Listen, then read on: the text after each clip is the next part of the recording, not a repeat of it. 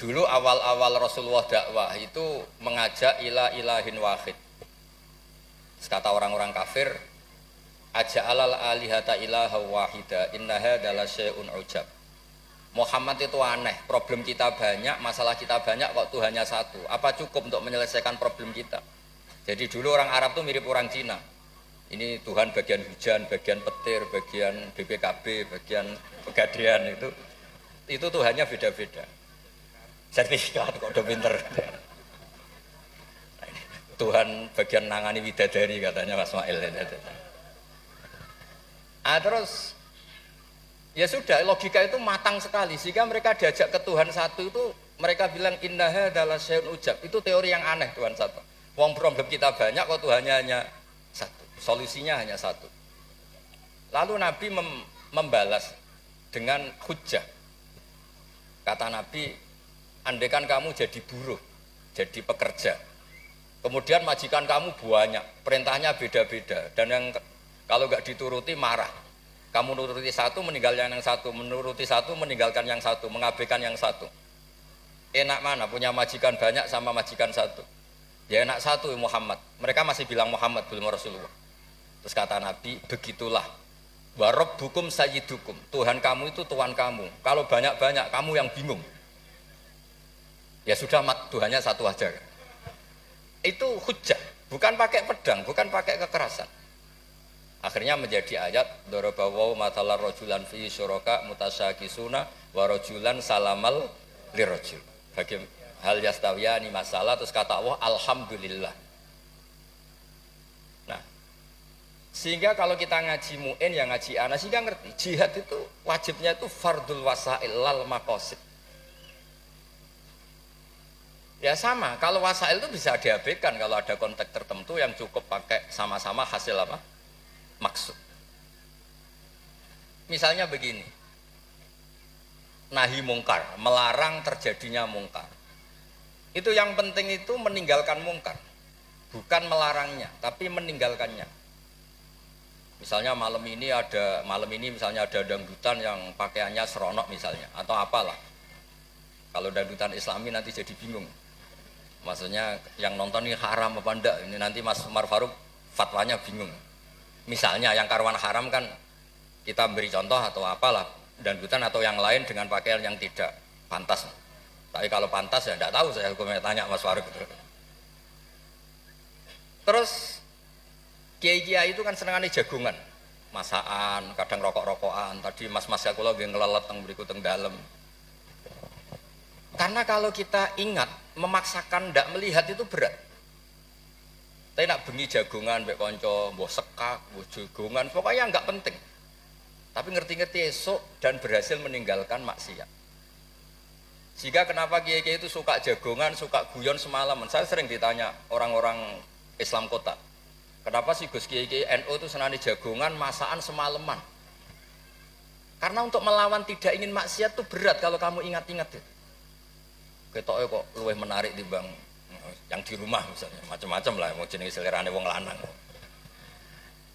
Tapi nak terus ditinggal masak terong, terus ngopi-ngopi, ngelelet, pokoknya apa lah. Ngerti-ngerti esok maksiatnya wis bar.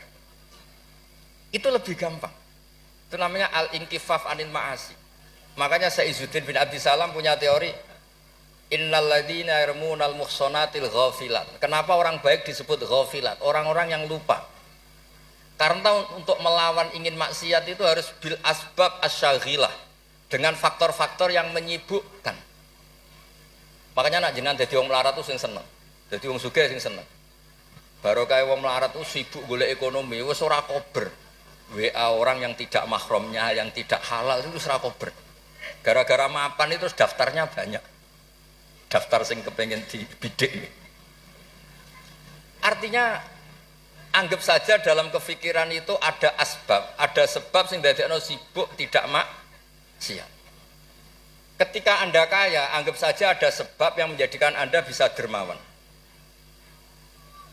Nah, ilmu seperti ini di pondok mulai gak dipelajari. Jadi kalau suwun, kalau bolak-balik matur, kenapa baik sama banyak orang? Kalau nu sering wonten tangga-tangga mati, kalau sering cerita, kalau sering lepas jenazah tangga-tangga mati. Dia niki jenazah saya sangat. Bojone nganti protes. Apik apa lho Gus, bojoku suwengi-suwengi ku ndelok TV. Suwengi-suwengi bar ndelok TV ya turu ngorok. Kok jenengan puji-puji apik. Terus saya bilang, saya ini peneliti usul fikih kata saya. Kalau ada orang tidur itu gelarnya bukan ninggal tahajud dan ninggal witir, tapi tarokal ma'asiyah. Orang ini berarti ninggal apa? Maksiat. Susah ya apa sih husnudzon? Jadi kalau nak Pak Umar Faruk Pak Kiai SK, tadi mun Kiai tenan jare mun datang ngangge SK. Niki cara turu suwengi, niki kula puji. Masya Allah huwa sholihun. Weh mergo tarokal ma'asiyah kullaha, semalaman ninggal semua maksiat. Mboten napa-napa. Karena hanya dengan cara logika usul fikih itu kamu tahu kualitas ayat wa min ayatihi manamukum billaili wan nahar. Tanpa ayat itu kamu tidak tahu, tanpa logika itu kamu tidak tahu. Wong ayatnya pangeran kok terima contohnya manamukum billail.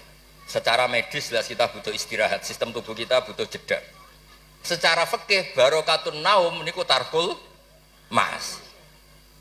Lah kula kepengin niki Mas Umar, Mas Ismail dadi kiai itu kados kula. Punya pandangan yang luas sehingga menghormati yang lain itu gampang. Ana wong turu jare wis gak tahajud, iku kiai apa? Ngeplok nak turu. Ya kiai tenan, wong ninggal maksiat ku top. Ninggal maksiat itu top. Terus turu ku ya penting. Maksudnya penting mas pancen ora ana gunane nggo turu apa. Wiridan nggih pangeran ora tertarik nek wiridamu menjaluk. Iku menawa malaikat Mikael nak wongku melek susah, mesti jaluk. Karena hubungannya mbek pangeran jaluk tok. Yo nek sing wiridan kula seneng muji pangeran. Subhanallah bihamdi adada khalqi wa ridha nafsi. Kula nu jarang njaluk pangeran. Wong kula umpama kerja setengah menit, njaluk gaji ku isin. Pantese njaluk gaji kerja 8 jam 1 bulan njaluk gaji. Ndonga ngene tok 2 menit. Ya Allah, aktine kadha wa kadha. Wong ra etika. Terus bukan maksud kula, kalau kita pakai ilmu itu semuanya menjadi mudah. Ya, kalau pakai ilmu itu semuanya menjadi apa? Mudah. Dulu para nabi-nabi dulu itu cara pandang itu pakai keilmuan. Dan itu yang disebut qul falillahil hujjatul baligh. Kula nu punya sekian cerita tentang logika-logika yang dibangun ulama. Ya kayak tadi misalnya sujud. Sujud itu 7 anggota harus terlibat. Itu mesti sah. Tapi nyatanya Nabi pernah sungkeman yang pangeran hanya ngendikan sajadalaka wajhi. Walam yazkur al yadan warubadan wal qadam. Terus kedua masalah murtad. Untuk menjadi murtad itu orang sujud ke selain Allah. Mosok saya murtad ngenteni 7 anggota tubuh. Sekedar watul jabhah ke selain Allah itu bisa berstatus apa? Murtad. Nah itu namanya fikih yang muhtamil.